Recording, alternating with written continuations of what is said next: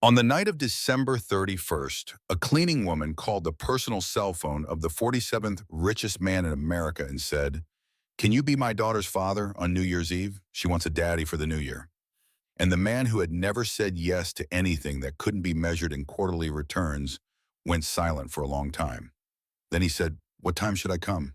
But to understand why that call happened, we have to go back 4 days to a broken watch, a one-eyed teddy bear, and a question no one had asked Callum Sterling in 24 years. Ellie Marsh entered the building through the service door on 51st Street, the one next to the loading dock where the trash compactors hummed all night.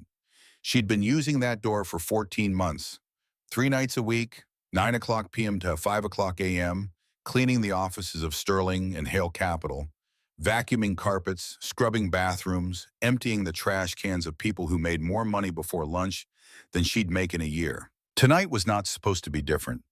But Mrs. Dona, the 72-year-old Dominican woman who watched Rosie 3 nights a week in exchange for $50 and a plate of whatever Ellie cooked on Sundays, had called at 7:30 coughing. "Nah, I can't tonight. My chest.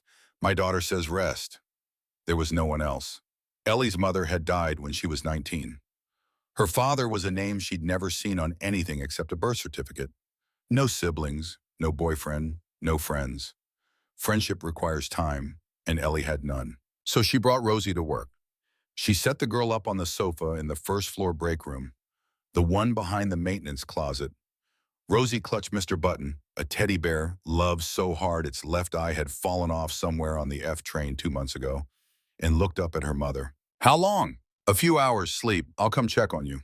"Promise?" "Promise." Ellie kissed her forehead and took the service elevator to the 40th floor, the executive level, the floor she hated most. Not because the work was harder, but because the silence up there felt like it was watching you. She started with the conference rooms, working east to west. In the large boardroom, she found a whiteboard, still covered in numbers from an afternoon meeting. Cost ratios, revenue figures, Q4 margins. She was supposed to erase it. She didn't. Not yet. She stood there, head tilted, reading. Old habit. 3 floors below, Rosie woke up. The room was dark except for the green glow of the vending machine. Mommy wasn't here. Rosie slid off the sofa, padded to the hall in bare feet, and found the elevator. She pressed the biggest button she could reach. The doors opened on the 40th floor. Everything was glass and soft carpet and silence. Rosie walked down the hall, clutching Mr. Button until she saw the light. One office at the very end, door open. Callum Sterling was sitting in the dark. Not quite dark. The desk lamp was on, and the city glittered through the floor-to-ceiling windows behind him. But the room felt dark in a way that had nothing to do with lighting. He was holding a pocket watch, silver, scratched, its hands frozen at 11:58. He held it the way people hold things that hurt them, carefully like the pain was the point. His mother had died on New Year's Eve. He was 4. The watch had been in her hand when they found her at the bottom of the stairs. It stopped at 11:58, 2 minutes before midnight, 2 minutes before the year she never saw. Every December, the same ritual: cancel everything, sit alone, hold the watch, wait for midnight to pass. He was 32 years old, and he'd spent 24 New Year's Eves doing exactly this. The door was open because he hadn't expected anyone on the 40th floor at midnight. So when a 4-year-old girl in star-print pajamas appeared in his doorway hugging a one-eyed bear, Callum didn't move. He just stared. Rosie stared back. Then she looked at his hand. "Your watch is broken," she said. "Yes," he said slowly. "It is." Rosie held up Mr. Button. The empty eye socket stared at the ceiling. "Mine's broken too. See, he lost his eye." She paused. "Did you lose something too?" The question hit Callum like something physical. Not sharp, dull, deep in a place he'd spent years bricking over. "Yes," he said, "I lost something." Rosie nodded as if this confirmed what she'd already suspected. "That's okay. Mommy says lost things sometimes come back, but sometimes they don't. And then you just have to be brave." Running footsteps in the hallway. Ellie appeared in the doorway, breathless, her cleaning uniform damp with sweat, her face the color of someone whose worst fear has just wandered into the CEO's office. "Oh my God, I'm so sorry, sir. She was supposed to be downstairs. I don't know how she—" "Please don't report this. I can't lose this job. "Stop," Callum said. Ellie stopped. It's fine. She asked me a question. That's all. Ellie grabbed Rosie's hand. We're going downstairs now. But Mommy, the watchman is sad. Ellie froze. He is, though, Rosie continued. He's all alone in this big room, just like us on the nights you work. Silence. The kind that fills up a room and leaves no space for pretending. Do you have a daddy? Rosie asked Callum. I do, but we don't talk much. Do you have kids? No. So you don't have anybody? Ellie wanted to disappear, but Callum crouched down, this man in his $3,000 suit, and looked Rosie in the eye. That's right, he said quietly. I don't have anybody. Rosie patted his knee. That's okay. You can borrow Mr. Button if you want. He's broken too, but he still works. She held out the bear. Callum took it carefully as if it were made of glass. I want him back tomorrow, Rosie said at the door. He gets scared without me. Then they were gone, and Callum sat in his $4,000 chair holding a one-eyed teddy bear in one hand and his mother's broken watch in the other and did not move for a very long time. The next morning, Callum was in the office before 7. He hadn't slept. This was normal. What wasn't normal was why. Do you have anybody? Through the glass wall of the boardroom, he saw Ellie. She was standing in front of the whiteboard, not cleaning it, reading it, her brow furrowed. Not confusion, disagreement. He opened the door. Ellie spun around. Mr. Sterling, I was just about to erase. What were you reading? Nothing. Your lips were moving. A beat. Then something flickered across her face, embarrassment giving way to defiance. The defiance that interested him. The numbers didn't look right, she said carefully. She pointed out a cluster of figures. Operating costs against net margins. If management fee is 2.1% and net return is 3.8%, then this cluster is negative after overhead, but the summary shows positive 1.2%. She paused. Someone adjusted them or made a mistake. That's very convenient, Callum said. Nothing for several seconds. Then, where did you learn to read financial statements? Ellie crouched to pick up the spray bottle she dropped. Community college, 2 years. Didn't finish. Why not? She stood, looked at him directly. Because I got pregnant and the financial aid office doesn't give extensions for morning sickness. The answer shut down follow-up questions the way a slammed door shuts down a hallway. But Callum didn't take the exit. What you just noticed is something my CFO has been explaining away for 3 months. Silence. I have a proposition, not charity work. He needed someone to review the Q4 financial reports independently. Someone outside the company, someone without loyalty to the people whose names were on the documents. 4 days, 10 times her cleaning rate, confidential. Ellie listened. When he finished, she said, why me? Because you saw in 10 seconds what my team missed in 3 months. Or you're using me as cover. Callum blinked. People didn't challenge him. Wealth made everyone agreeable, and he'd grown so used to agreement that honesty felt like a foreign language. Fair point, he said. What would make you trust it? Paid up front. Cash. I work nights only. During the day, I'm with my daughter. Done. At the door, Ellie turned. And I want Mr. Button back. Rosie says she lent him to you. Callum reached into his desk drawer, the same one where he kept his mother's watch, and handed her the one-eyed bear. Their fingers didn't touch, but something passed between them. Not attraction. Recognition. Two people who had been alone so long that another person's presence felt both necessary and terrifying. 2 nights. That's how long it took. The first night, they sat across from each other in the small conference room on the 40th floor. Callum had left coffee for her, black in a paper cup, still warm. It had sugar. Ellie didn't use sugar, but it was the first time anyone had brought her coffee, so she drank it without saying a word. They worked in near silence. Callum explained the fund's structure, the reporting chain, the authorization hierarchy, the way data moved from trade desks to summaries to his desk. He was a precise teacher. No wasted words. Ellie took notes in handwriting that was small, neat, and ferociously organized. She asked questions that made him pause, not because they were naive, but because they went straight to places he'd been circling for months. Who signs off before it reaches you? My CFO, Maggie Chen. And who audits Maggie? The external auditors. Who chose the external auditors? Maggie Chen. Ellie wrote something on her notepad and circled it twice. She didn't say what she was thinking. She didn't need to. Around midnight, Callum asked, why nights? Nights pay more. Rosie's asleep. And during the day, dry cleaner on Avenue B, cash under the table. She looked at him. Don't judge me. I'm not judging you. Everyone judges. The difference is some are honest about it. Callum leaned back. Fine, I'll be honest. I'm trying to understand how someone with your ability is cleaning buildings at midnight. Ellie set her pencil down. Her voice went flat, the kind of flat that comes from pressing something down for too long. I got pregnant at 20. The father told me he was pre-law at Columbia. Turned out he was a bartender who lied about everything, including his name. When I told him about the baby, he said, "That's not my problem." Those exact words. Then he blocked my number. She picked the pencil back up. I had Rosie. I dropped out. Got a G, then another, then a third. When the first one cut my hours, she met his eyes. I'm not cleaning your building because I lack ambition, Mr. Sterling. I'm cleaning it because no one offers analytical positions to women whose resume says completed 47 credits at Bronx Community College and then disappeared. Callum was quiet for a long time. My mother died when I was 4, he said. Ellie looked up. New Year's Eve. She fell down the stairs. My father was at a client dinner. I was asleep.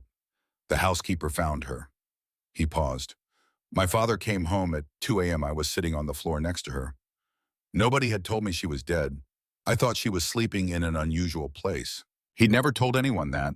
Not his therapist, not Joel, not any of the women he dated in careful, calculated relationships that never lasted more than 6 months, because he always found a reason to leave before they got close enough to matter. He told it to a cleaning woman in a gray uniform because she'd told him the truth about her life without flinching. And something in him recognized that honesty deserved honesty in return. Ellie didn't say, "I'm sorry." She didn't offer sympathy. She said, "So that's why you're here at midnight." Yes. And the watch? It was hers, stopped at 11:58. Have you ever had it fixed? No. Why not? Because as long as it's broken, she's still in that last moment. If I fix it, time moves on. And she doesn't. Ellie absorbed this. She didn't psychoanalyze it. She didn't tell him it was unhealthy. She nodded and went back to the financial reports, leaving the silence between them intact, but warmer than before. The second night, Callum brought coffee again. This time no sugar. He didn't mention the change. Neither did she. At 11:48, Ellie found it. The summary reports were clean, professional, internally consistent. They were also lies. Someone had altered the raw data, not carelessly, but with surgical precision. Transaction amounts adjusted. Funds rerouted through accounts that looked legitimate, but led to shell companies. No employees, no offices, no history. $42 million moved in increments small enough to avoid automated flags. Over 9 months. Ellie placed the documents on the table. Her face was calm. Her hands were not. "Someone in your company is stealing from you," she said, "and they're very good at it." The next afternoon, they met outside the office. Ellie couldn't leave Rosie. Mrs. Dona was visiting her daughter, so they went to a small restaurant in the East Village. $3 kids plate, $2 coffee, a window seat where the sun made the scratched tabletops look golden. Callum walked in wearing an overcoat that cost more than Ellie's rent and looked at the laminated menu, the way someone looks at a document in a language they don't speak. Rosie recognized him instantly and launched from her chair like a small explosion. "Broken watch, man!" Every head in the restaurant turned. Callum stood very still, the way people stand when they don't know what to do with their arms. "Sit down," Ellie said, not unkindly. "Order the beef empanada, trust me." Callum sat. The chair was plastic. The table wobbled. A salsa song played from a speaker behind the counter. He was, Ellie realized, the most out-of-place human being she had ever seen. And somehow, watching him carefully fold his overcoat over the back of a plastic chair in a $5 restaurant, something in her chest loosened. "Did you fix your watch?" Rosie asked, climbing back into her seat. "Not yet." "That's okay. Mr. Button still doesn't have his eye either." She leaned across the table, chin on her hands. "Mommy says we need special glue." "I could get the glue," Callum offered. Rosie's eyes went wide. "Rosie, eat your rice," Ellie said, then lowered to Callum. "Don't make promises to her unless you mean them. She remembers everything." "I mean it." Ellie held his gaze for a moment, searching. Whatever she found, she didn't comment on it. While Ellie walked him through the evidence, $42 million, 11 shell companies, Maggie Chen's authorization codes on every altered document, a trail that led through Delaware to a consulting firm owned by Voss's wife, Rosie drew on a paper placemat with crayons the waitress had given her. "This is worse than I thought," Callum said quietly. studying the spreadsheet Ellie had printed. The shell companies aren't random. They're nested. Each one feeds into the next. Like Russian dolls, Ellie said. Maggie built it in layers so that if anyone checked the first layer, it would look clean. You'd have to go 3 levels deep to see the real routing. And you went 3 levels deep. I went 5. The last 2 were the most interesting. That's where the money actually lands. Callum looked at her. You should have been doing this professionally. I am doing it professionally. You're paying me. I mean before. You should have had the chance, Mr. Sterling. Ellie's voice was steady but final. I've spent 4 years not having chances. If I spent my time grieving all the things that should have been, I wouldn't have time to do the things that still can be. Don't feel sorry for me. Just let me do the work. He nodded, chastened, impressed, something else he didn't name. Mommy, look. Rosie held up her placemat. 3 people, a small figure with curly hair, a taller figure with yellow hair, and a very tall figure in a blue rectangle. Who's that? Ellie asked, already knowing, already dreading. That's our family, Rosie said. Ellie turned red. Honey, that's Mr. Sterling. He's tall, and he comes to see us, and he has a broken watch. He's family. The logic was airtight by 4-year-old standards. Ellie looked at Callum, ready to apologize, to explain, to smooth it over. The reflex so deep she didn't notice she was doing it. But Callum wasn't looking at her. He was looking at the drawing. His hand had drifted to the edge of the placemat, fingers resting on the paper the way you touch something you're afraid might disappear. No one had ever drawn him into a family before. Not once. His father sent annual reports, not birthday cards. His relationships ended before they began. He existed in a world of transactions. And here was a child with crayons and a paper placemat, and she'd put him inside a house with a mom and a dog, and she'd called it family. His hand trembled. He pressed it flat against the table. That's a very good drawing, Rosie, he said, and his voice was steady even though something inside him was not. You can keep it, she offered. Then she leaned across the table, chin on her hands, and asked the question Ellie had been dreading. Do you like Mommy? Because New Year's is coming and Rosie wants a daddy. Mommy says on New Year's you can wish for anything. Ellie's hand flew to cover Rosie's mouth, too late by several sentences. Rosie Marie Marsh, you cannot just... It's okay, Callum said. It was not okay. Her 4-year-old had just propositioned a billionaire for fatherhood over rice and beans and $2 coffee. Callum looked at Rosie. Let me think about it, okay? Rosie nodded, satisfied. She went back to drawing, adding a dog because every family needs one. Callum carefully folded the placemat and put it in his coat pocket. Ellie watched him do it. He did it the way he'd taken Mr. Button from Rosie that first night, carefully, as if it were something that could break. She said nothing, but she noticed. The next morning, Maggie Chen discovered someone had been accessing the raw financial data after hours from Callum's account. Maggie was meticulous, efficient, respected. She had also stolen $42 million, and she was not going to prison. She called Henry Voss, 63, silver-haired, the senior partner who had never forgiven Callum for inheriting the firm. Together, they built a plan in 30 minutes. Voss would call an emergency partners meeting on New Year's Eve. Vote of no confidence in Callum. Performance concerns. Questionable management, personal. Maggie investigated who was helping Callum. Within hours, she had everything. A cleaning woman, single mother, night shift, Ellie Marsh. The weapon was obvious. CEO having an inappropriate relationship with overnight cleaning staff. That afternoon, Joel Park, Callum's head of investor relations and closest thing to a friend, called with the news. Emergency meeting tomorrow, 7 p.m. Vote of no confidence. And there's a rumor, Joel said carefully, about you and overnight cleaning staff, late night meetings, inappropriate relationship. Callum's jaw tightened. That's not what happened. I know, but it doesn't matter what's true. It matters what 12 investors believe at 7 tomorrow. Callum hung up. He stood at his window in the city below him, which had always looked like something he owned, suddenly looked like something that was closing in. He called Ellie. You need to stop, he said. No greeting. They know someone's helping me. They'll come after you. You have a daughter, a life. Walk away. Ellie was quiet for a moment. When she spoke, her voice had an edge he hadn't heard before. Not anger exactly, but something older and heavier. The voice of someone bracing for impact she'd felt before. You don't get to do this, she said. You don't get to pull me in, show me something real, let my daughter draw you into our family, and then push me away because it got hard. I've had men walk away from me my entire life. I used to think it was their problem. Then I started thinking it was mine. She paused. I'm done thinking it's mine. I'm trying to protect you. No, you're trying to protect yourself. There's a difference, and I should know. I've been confusing the two my whole life. She hung up. Callum stood in his office holding the phone. He wanted to call back, but he didn't know what to say. His entire life, he'd been taught one way to protect people. Distance. His father had done it.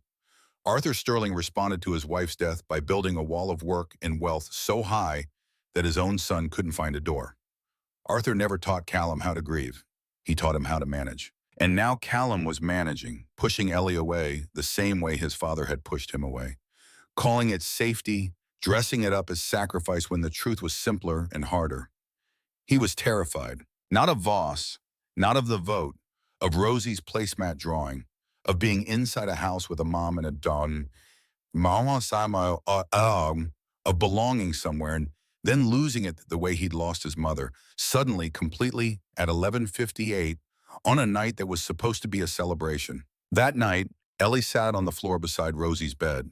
The girl was asleep, Mr. Button wedged under her chin. On the wall, taped with Scotch tape losing its grip, was the placemat drawing. Three people, a house, a dog. Ellie looked at it for a long time. The tall figure in the blue rectangle. Rosie had given him a smile. She'd drawn smiles on all three of them, but Callum's was the biggest, as if Rosie had decided that he was the happiest one, or that he should be, or that she could make him so by drawing it that way. She thought about pride, about self-preservation, about $42 million in shell companies, and a woman named Maggie Chen who would destroy her without a second thought. She thought about Rosie asking at dinner, face smeared with cinnamon from the toast that was all Ellie could afford tonight. Is the watchman coming back? She thought about every man who'd ever told her what to do for her own good. The guidance counselor who said community college was realistic. The landlord who said she should be grateful for a place with only minor roach problems. Rosie's father who said a baby was not my problem. And now a billionaire in a $3,000 suit telling her to walk away for her safety, as if safety was something other people got to define for her, as if she hadn't been keeping herself and Rosie safe for 4 years without anyone's help. She picked up her phone. Callum answered on the first ring. Neither of them commented on what that meant. That he'd been waiting, that the phone had been in his hand, that for all his talk of distance, he'd been sitting in the dark hoping she'd call. I don't know what we are, Ellie said. I don't know if we're anything, but your financial reports are falsified and I copied all the evidence before you hung up on me. Long silence. Why, Callum asked. You get nothing from this. I grew up without anyone protecting me. Nobody. Not one person. So I learned to protect myself. And if I can protect someone else, I'll do it. Whether that person deserves it or not, whether they push me away or not. I didn't push you away because I don't... He stopped, started again. I pushed you away because I don't know how to do the other thing, the staying, the being there. My father taught me how to manage a company. He didn't teach me how to be in a room with someone and not destroy it. That's not your fault. No, but it's my responsibility. Ellie closed her eyes. In the dark, she could hear Rosie breathing, the steady, trusting rhythm of a child who slept without fear, because she didn't know yet that the world was full of reasons to be afraid. The meeting is tomorrow, Callum said, 7 o'clock. If they vote me out, they won't, because you're walking in with the truth, and the truth doesn't need a majority vote. Silence. Ellie, yeah, thank you for staying. She didn't say you're welcome. She said, don't make me regret it. And something in Callum cracked. Not dramatic, not loud. A hairline fracture in a wall he'd spent 24 years building. Caused not by force, but by the simple, unbearable weight of someone choosing to remain. December 31st, 7 p.m., the boardroom, 40th floor, 12 investors around the mahogany table. These were not people moved by sentiment. They were moved by returns, risk assessments, the cold mathematics of profit and loss. Voss had spent months cultivating them. Expensive dinners, golf weekends, whispered concerns about Callum's judgment.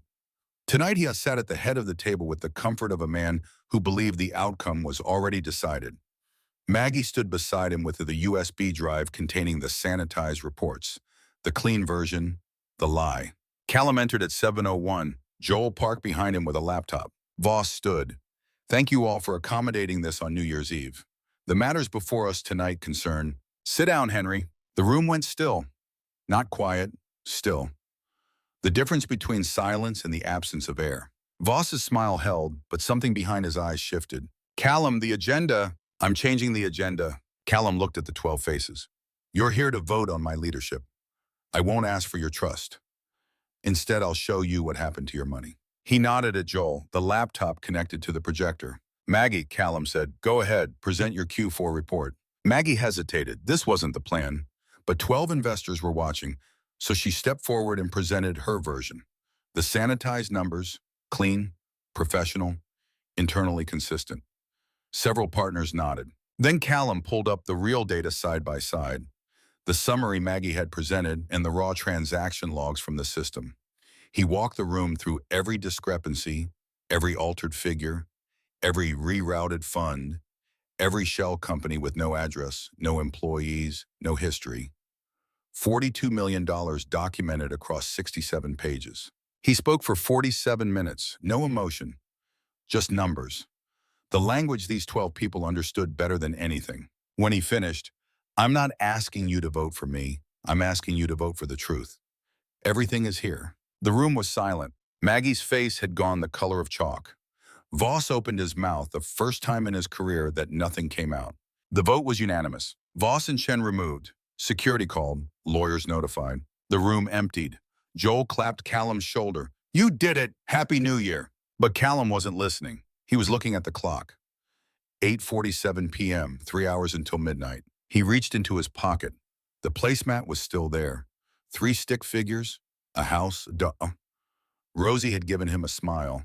She'd drawn smiles on all 3 of them, but his was the biggest, as if she'd decided that he was the happiest one, or that he should be, or that she could make him so by drawing it that way. He thought about the empty penthouse waiting for him.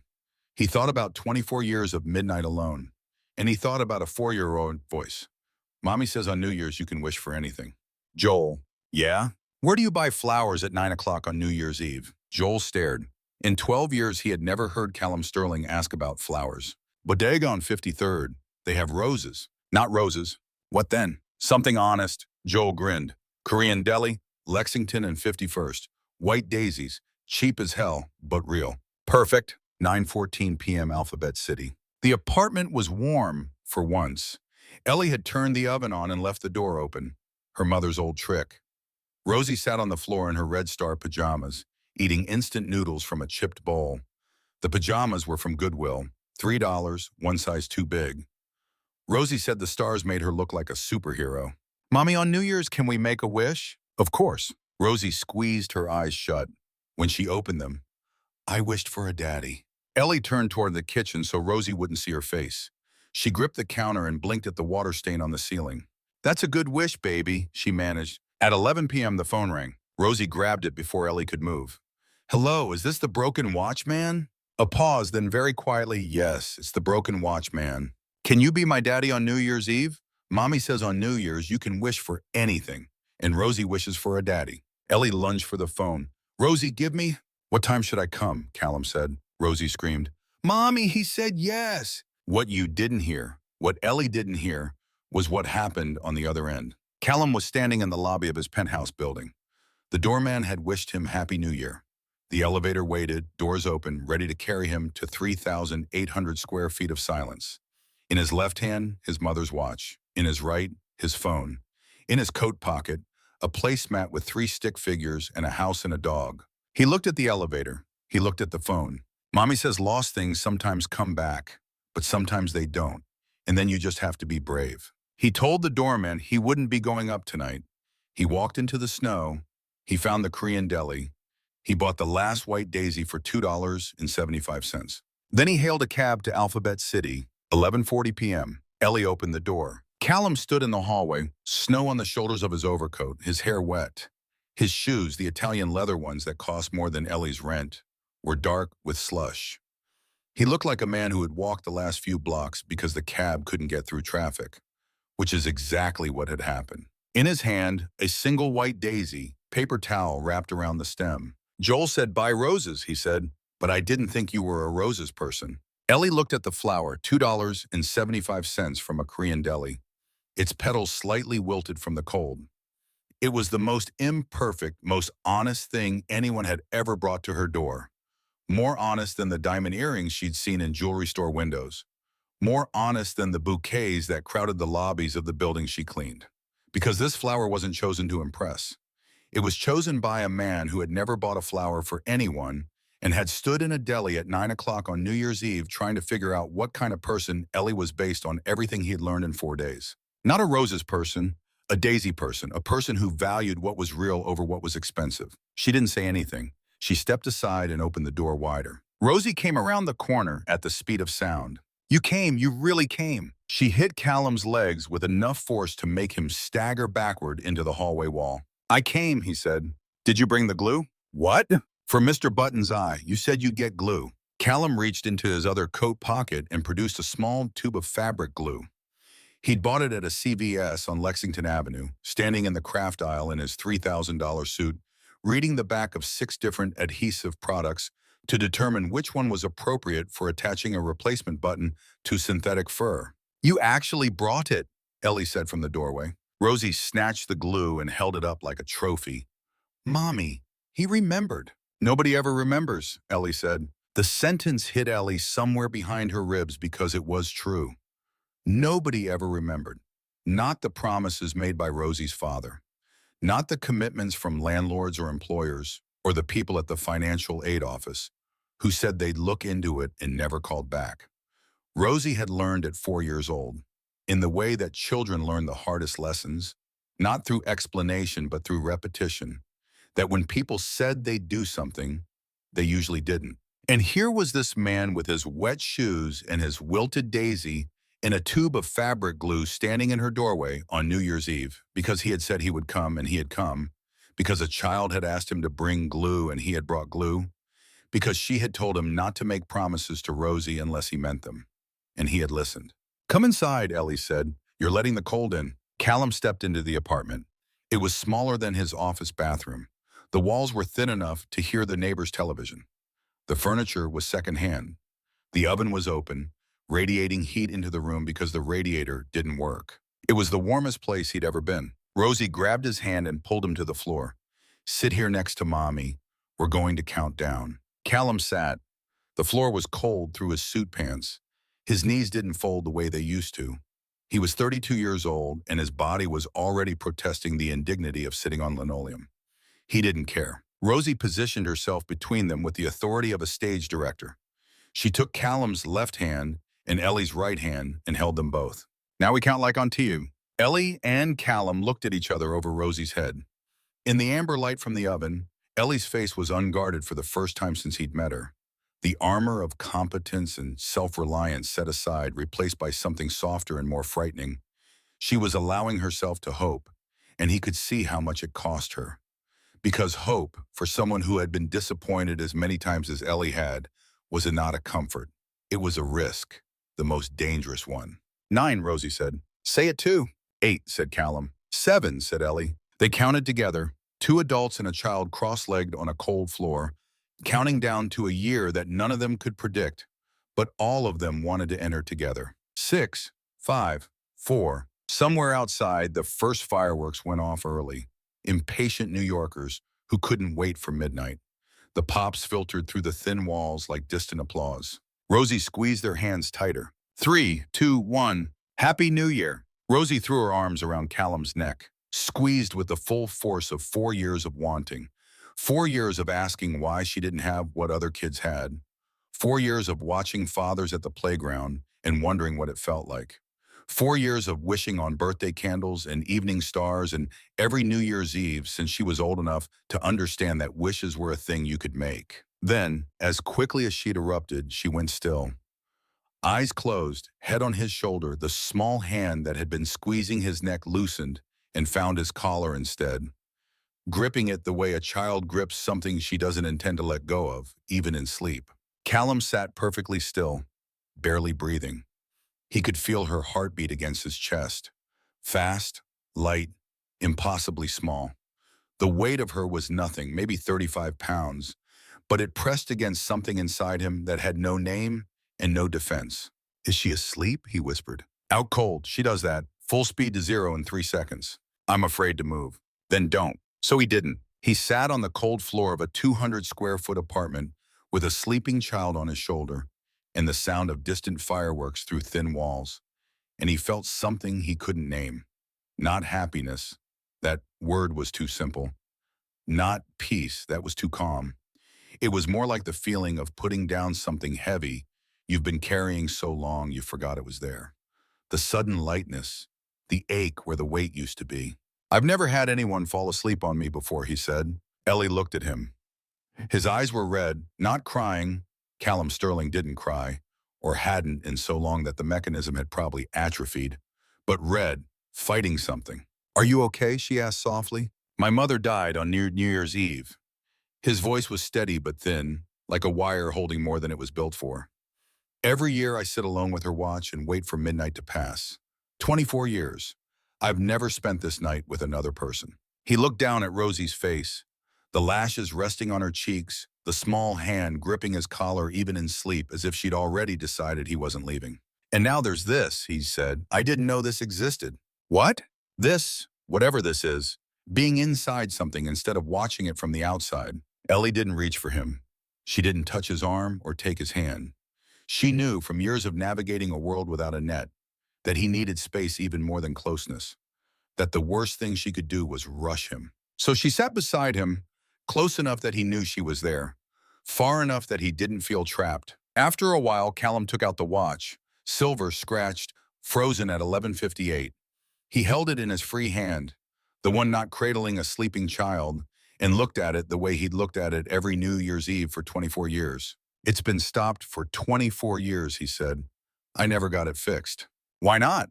Because if the time moves forward, I lose the last piece of her. He turned the watch over. The back was engraved, for Catherine. All my time is yours, R. My father gave it to her, Callum said. The only romantic thing he ever did. And when she died, he never talked about her again. I learned from the best.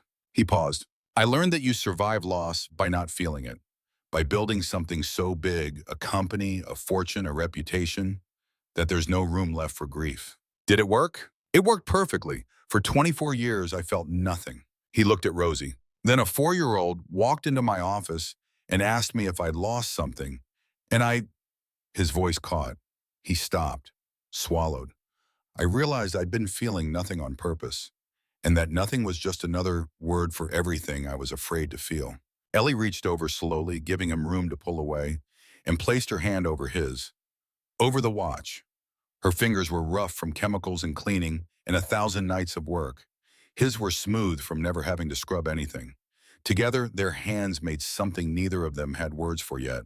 This year is different, she said. 6 months later, the nameplate on the desk read, Ellie Marsh, Internal Audit, 38th floor. A window office, small window, but a window. On sunny days, she could see a sliver of the East River if she leaned right. In the top drawer, beneath paper, clips, and a forgotten granola bar, she kept a folded gray cleaning cloth. She didn't need it anymore. She kept it the way people keep photographs. Proof of where she'd been. Some mornings when the imposter syndrome hit, when she walked past colleagues with Ivy League degrees and tailored suits and felt the old reflex of apologizing for existing, she opened the drawer and touched the cloth. Not for luck, for memory. To remind herself that the woman who scrubbed these floors at midnight was the same woman sitting at this desk in daylight, and neither version was less real than the other. Rosie started pre-K in September. Callum dropped her off every morning on his way to the office, a detour of 26 blocks that his driver had stopped questioning after the first week. Every morning, Rosie kissed his cheek and said, "Bye, Daddy." Every morning, he stood on the sidewalk a few seconds longer than necessary after she disappeared through the doors, because the sound of that word Daddy hadn't stopped being miraculous. He suspected it never would. They hadn't married. They hadn't moved in together. Ellie still lived in Alphabet City. The radiator was fixed now. Callum had sent a repairman. They had argued about it for 2 days. The apartment was warm. Callum still slept at the penthouse most nights. But 3 nights a week, he stayed on Ellie's sofa, 6 inches too short for him, and woke with a sore back and a 4-year-old on his chest demanding pancakes. "Why don't you move somewhere bigger?" Joel asked him once. "You could buy her a brownstone. You could buy her the whole block." "She doesn't want a brownstone." "What does she want?" Callum thought about this. "She wants to know I'm there because I choose to be, not because it's convenient. She wants to know the sofa is too short and I come anyway." Joel stared at him. "Who are you and what have you done with Callum Sterling?" "I don't know," Callum said, "but I think I like him better." Arthur Sterling met Rosie on a Sunday in June. Callum's idea, which surprised everyone, including Callum. Ellie had said something one evening that lodged in him like a splinter. "Rosie has a grandfather she's never met." Not accusing, just stating a fact, the way she stated everything. Arthur arrived in a blazer and the rigid discomfort of a man who hadn't voluntarily been near a child in 30 years. He was 71, white hair, hands that had signed deals worth hundreds of millions, trembling slightly as he set them on the tablecloth. Rosie studied him the way children study everything, without filter. Then she took his hand and said, "Are you Daddy's daddy?" Something moved behind Arthur's eyes. Something old, heavy, sealed away since a New Year's Eve when he came home from a client dinner and found his wife at the bottom of the stairs and his 4-year-old son sitting beside her on the floor. "Yes," he said, his voice cracked on the single syllable.